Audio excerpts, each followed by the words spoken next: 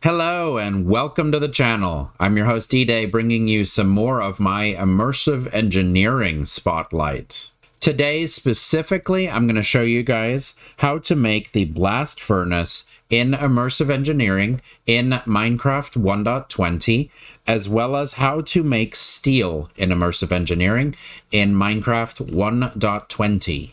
So this episode will probably be a lot shorter than the previous ones. I just wanted to elaborate on a bunch of cool stuff that I learned playing this mod for a couple of years now. The coke ovens that we have, even though we had blocks of coal in, they all have backed up with creosote oil, all 5 of them, because we made 5 and that is a lot of creosote oil. Like I said in the previous episode, in episode 2, I didn't think that these guys were going to be able to go through more than one stack since we had so much. The creosote oil is all backed up. We have a ridiculous amount of coal coke, which this is the item. Coal coke is what we're going to need to get steel in immersive engineering. Here are our 5 machines. This one didn't even get through one before filling up. Oh no, actually the sneaky hopper. What am I doing? So the sneaky hopper, yep. And like this, look at that. The fluid tank from last episode, 512 buckets. So the whole reason why all of these 5 machines have stalled is because they're full on creosote oil. The creosote oil can't go anywhere. We have way too much, honestly. We don't need this much for this mod spotlight / let's play. So the first item that we're going to make, of course, is going to be the blast furnace. For that, we need blast brick. Blast brick, the recipe has changed. It's nether brick, magma block, and bricks. So to get the nether bricks, you most likely have to go to the nether. Same as the magma block. Unless, of course, you find one of these naturally generated, like broken down nether portals. This one's a bad example, but it is the one close to our base. Sometimes they are surrounded. Well, this one is surrounded in netherrack. Actually, let me get rid of this layer. Maybe I'm wrong. No. Okay. There is netherrack around these portals, and sometimes there is also magma blocks. So, of course, we could go in there to get ourselves some magma blocks, but we already have some, so let's go ahead and make ourselves the crude blast furnace from immersive engineering. Like I said, for that we need blast brick.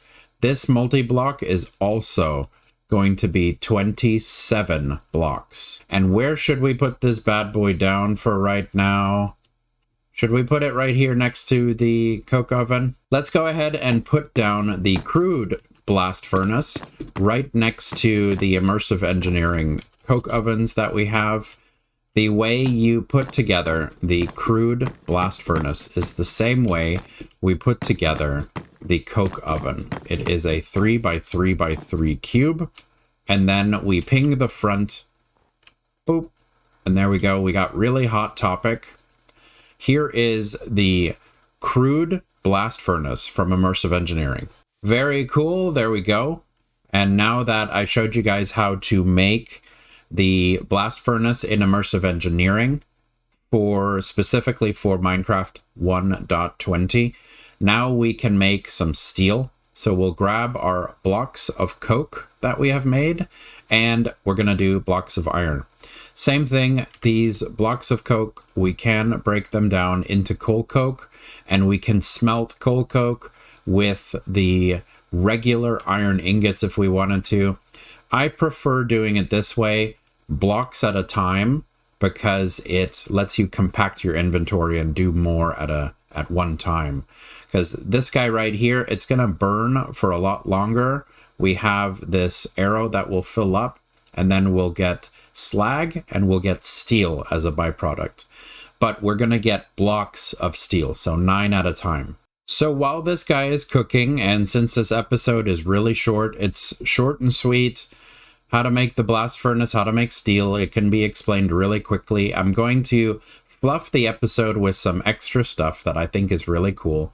Mainly the engineer's workbench. So we'll make the engineer's workbench next. For that, we need to make another engineer's crafting table. Let's go ahead and make one of these, and then the engineer's crafting bench. We need more of our slabs. And there we go. We have the engineer's workbench. This dude is pretty cool. Where should I put it? Should I put it inside or outside so we can get to it? Since we're doing this all together, let's just go ahead and put it in front of the machine. And I always forget which side. It's a 2x1, and I always forget which side ends up. Does it end up going left or does it end up going right? Now we know. This guy is going to need blueprints. There's a bunch of different blueprints that you can search up. So we have for the arc furnace electrodes, we don't need that yet. Banner patterns, crafting components, this one's important. Specialized projectiles, common projectiles. Not important for this episode, but we will be doing the revolver in a future episode. And of course, metal press molds, which will probably be the one that we do next.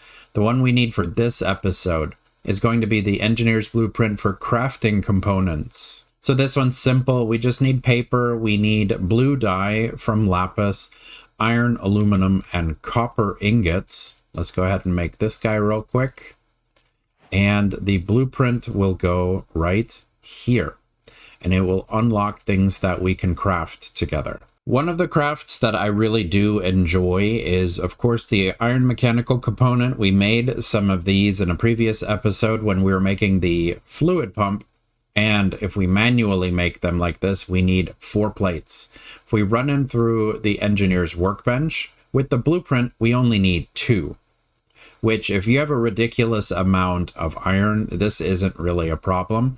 But later on, we're going to be doing the steel mechanical. And these guys are going to need 4 if we do it manually, or 2 if we do it through the bench. So since we're working on steel today, we might as well make a cheaper version of the steel mechanical component with the engineer's workbench. And there we go. We got our first block of steel. Very cool. We got some slag. So these guys, of course, we can turn them right around into steel ingots. What's really cool is in a previous episode, I talked about how I love the aesthetics that some mods come with. And one thing you can do is you can combine the slag to form slag bricks. And you can also smelt it to make slag glass, which I think these 2 blocks are really, really cool looking. These slag bricks, to me, look pretty cool. They look just like vanilla bricks, but a different color, so you can mix and match these real quick. And what I really like about the slag glass is that you can kind of sort of see through it.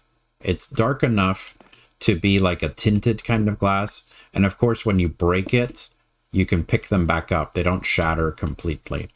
So while I'm on the topic of aesthetic blocks with immersive engineering specifically, I can show you guys this. We can take the vanilla bricks and we can smelt these into the immersive engineering equivalent. So let me correct myself real quick. If we smelt these, we get cracked bricks from a completely different mod. We have to put them in the smoker. That's what I meant. If you smoke the vanilla bricks, you get the immersive engineering clinker bricks. There we go. We got clinker bricks. So I'll go ahead and I'll smoke these and put them next to vanilla bricks and the slag bricks. So show you guys the difference. All right, so here you go. The middle one, of course, is just regular Minecraft bricks. They look pretty cool. Clinker bricks are a little bit more red, in my opinion. They look pretty cool. It changes the aesthetic a little bit. And of course, the slag bricks are more of a brown. So it gives you more brick colors to work with if you really like doing walls that have multiple colors of brick. And of course, if you have a wall full of slag grass or even a floor, like, it looks really cool to be able to see through it. Thank you so much for joining me today. Smash like to show your appreciation and consider leaving a boom in the comments section below. Also, click on my dude here to subscribe for more Let's Plays.